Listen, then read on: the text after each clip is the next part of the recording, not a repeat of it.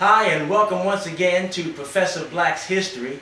Of course, we come to you from the shadows as long as African American history stays in the shadows of history textbooks. So if you want to study history, the best place to look is probably not your history textbook, but it's a good place to start. Now, if I was to ask you to name me some of the great directors of all time, especially African American ones, you probably give me names like Spike Lee, Tyler Perry, the Hudlin brothers. You also might give me names, if you're from the old school, people like Gordon Parks and Van Peebles. But there's somebody that came before them, and hopefully his story will inspire you to understand that you might have to try a lot of different things before you become a success. But if you continue to persevere and go for your dreams, things will work out for you.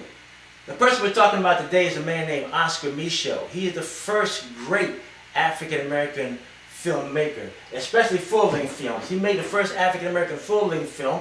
He was born in Micheaux, Illinois in 1884, the son of former slaves. His parents moved him to Kansas, and they had a homestead or a ranch or a farm, and he dealt with the farming life for a while, but then he decided at the age of 17 it was time for him to move out. He went to Chicago. He started a shoe stand store. He had some other jobs, but he had a shoe stand, and at his shoe shine stand, he took it out into the suburbs, so he didn't have a lot of competition, and he made some pretty good money. He eventually got a job as a Pullman porter. Now, at the time, being a Pullman porter was one of the most prestigious jobs an African American could have. So he became a Pullman porter. For one of the things that he also got was pretty good pay for the time. So he made some really decent money. He took that money and saved most of it and bought himself a homestead out in South Dakota in 1906. He was a very successful homesteader for a while until the drought hit, and then his land dried up, and he attempted to do some other things. He had gotten married, and he went off on a sales call or something like that, and his wife took the kids and left. She took all the money out of the bank. Her father eventually stole his land and sold the land and kept all the money. So Oscar went through some things, but during his time as a homesteader, he started to write.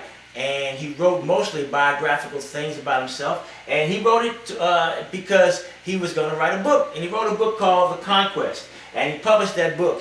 And that book became The Homesteader, his movie. Now, an African-American movie company, the Lincoln Movie Company, wanted to produce his movie. But Oscar wanted to be involved in the production, and they could not come to agreement on that. So he took his movie and produced it himself, or he took his book rather, and turned it into a movie and produced it himself. At the time they were called race films because they were made by black people with all black cast and made for black people and shown in black theaters. So it was called race films, but they were very good films for the time. The thing about his films was his films showed African American people that more than just butlers and maids and shucking and jiving type people.